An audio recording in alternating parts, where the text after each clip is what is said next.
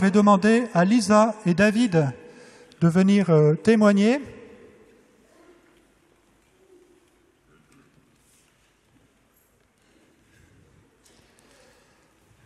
Alors, comme vous le verrez, c'est un témoignage un peu long, parce qu'en fait, il y a 5 paroles dans une assemblée de prière en octobre 2012 qui les a concernés tous les deux.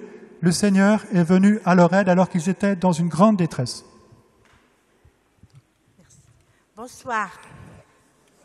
Voilà, je me fais témoigner parce que le miracle existe vraiment. C'est arrivé le 12 septembre 2012. On m'apprend que mon fils, David, était tombé du 8e étage d'un échafaudage. Là, il était pratiquement mort. Voilà. Les pompiers, le SAMU, sont venus pour le ranimer. Et avant d'arriver à l'hôpital, ils ont dû s'arrêter 2 fois pour le réanimer 2 fois, parce que sa vie s'en allait. Et on arrive à l'hôpital, on nous fait asseoir dans une pièce, et là, on emmène directement mon fils en salle d'opération. Et là, le chirurgien, au bout de quelques minutes, revient en nous disant que l'opération ne pourra pas la faire, car c'est trop grave. Il était déjà parti, il était déjà dans un état vraiment critique. Et là, il nous dit de prier. Prier, qu'il nous dit. Tout simplement prier. Car nous, on ne peut plus rien faire. Et là, on se mit à prier, tout en pleurant naturellement. Et là, un jeune médecin arriva de nulle part. Il vient vers nous et nous dit « Je vais tenter l'opération. Je vais la faire. » Et il s'en alla aussi rapidement qu'il était venu. Et nous, on continuait de prier et de pleurer en même temps. Et au bout de quelques heures, peut-être plusieurs, je ne sais pas, des minutes pas ça, on venait nous chercher pour nous emmener dans une pièce. Et on nous dit, l'opération s'est bien passée, mais que votre fils était dans un état critique. Il ne savait pas s'il allait s'en sortir. Il fallait se remettre à Dieu. Prier, qu'on nous disait, prier. Mon mari, qui n'était pas croyant à ce moment-là, s'est mis à prier aussi.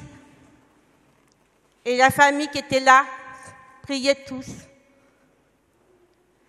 Et notre fils, qui était dans un état critique, heureusement qu'il est là, un jour, 3-4 jours après, on venait le voir. Et les médecins nous disent, ben non, vous ne pouvez pas le voir. Parce que c'est le moment de visite. Alors mon beau-frère, qui était avec nous, nous dit, je connais une église. Si vous voulez venir, je vous y emmène. Alors, comme on ne pouvait pas voir notre fils, on suivit notre beau-frère, qui nous a emmenés dans cette église-là. Et là, nous sommes rentrés. Et je vous dis franchement, on s'est assis dans la dernière lignée là-bas. On pleurait et on priait en même temps pour que Dieu sauve notre fils. Car il était jeune encore. Et on s'est assis. Et au moment que le saint-homme parlait, je dis à mon mari, je sens une odeur de jasmin. Je dis, tu sens pas l'odeur de jasmin? Mon mari me dit si, mais légèrement. Et moi, je la sentais bien, l'odeur de jasmin. Alors, mais je pleurais et je disais toujours de sauver mon fils. Et le saint-homme continuait à parler.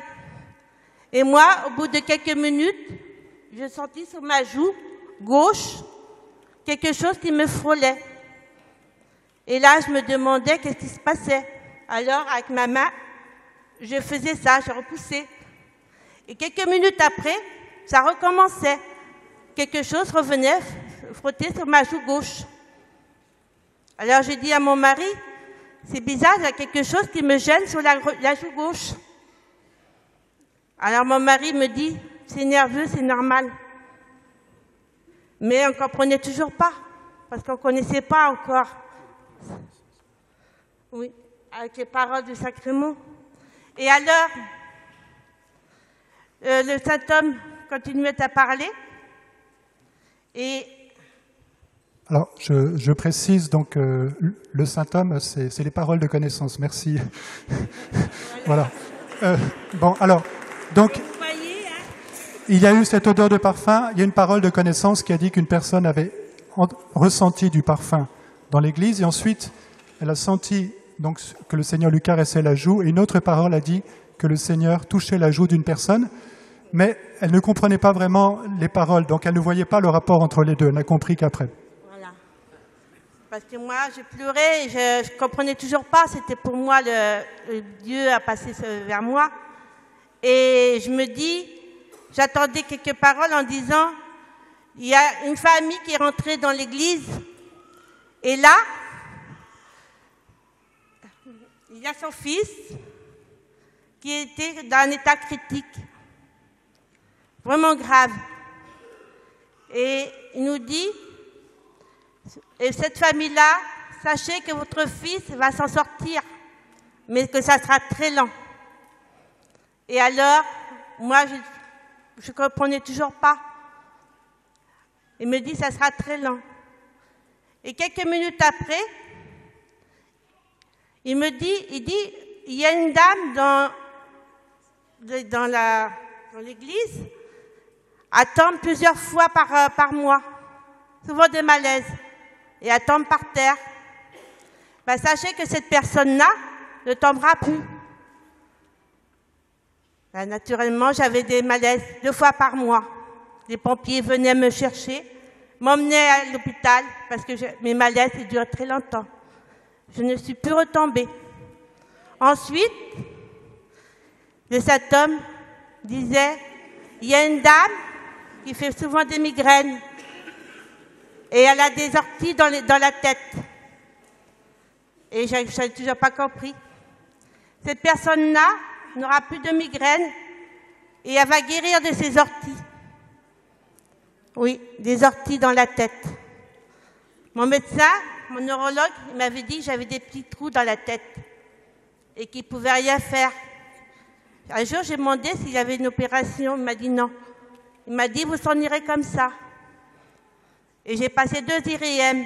Le premier, j'avais commencé à avoir des petits trous. Le deuxième, mes trous, ils s'éparpillaient. On avait de plus en plus.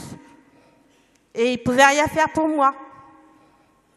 Eh bien, si je vous dis que ça fait 1 an et demi depuis le 12 septembre 2012, une semaine après, parce que j'étais une semaine après, je n'ai plus eu de malaise. Et ça fait 1 an et demi que je n'ai pas été voir mon neurologue. Et plus de migraine. Et je n'ai pas eu d'IRM depuis 1 an et demi. Tout s'est arrangé. J'ai plus eu mal de tête, plus rien. Alors, si je vous dis que croyez au miracle, il faut y croire.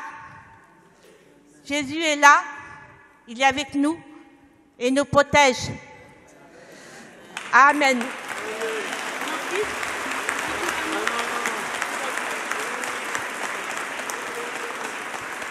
Voilà, et David était dans le coma quand... Vous avez la preuve là. Voilà, David était dans le coma quand Lisa est venue. Et donc, voilà, 2 jours après, il est sorti du coma. Et alors, donc, sa guérison est lente, comme la parole le disait. Actuellement, il n'a pas retrouvé sa mémoire. Il a retrouvé la parole, mais ça remonte lentement, lentement, lentement. Voilà. Merci Seigneur pour toutes ces grâces que tu as accordées à Lisa et à David. Voilà. Vous voyez que Dieu est tout-puissant, donc n'ayons pas peur de lui demander de grandes choses. Il a été très touché par la prière, par les pleurs de Lisa et de David. Voilà. Et puis en même temps, vous avez vu que le mari de Lisa s'est converti, et Lisa m'a dit que maintenant il prie tous les jours. Voilà. Voilà, merci beaucoup. Eh bien, nous allons demander au Seigneur, merci beaucoup Lisa et David, d'être venus nous rapporter ce témoignage. Et nous allons maintenant demander au Seigneur de continuer son œuvre ce soir parmi nous, une œuvre très humble. Vous voyez que ça se passe dans la discrétion. Et on est heureux ensuite d'avoir ces témoignages qui nous montrent que sans qu'on ne sache rien, sans qu'on se doute de rien, eh bien de grandes choses se font et parfois le Seigneur agit avec puissance.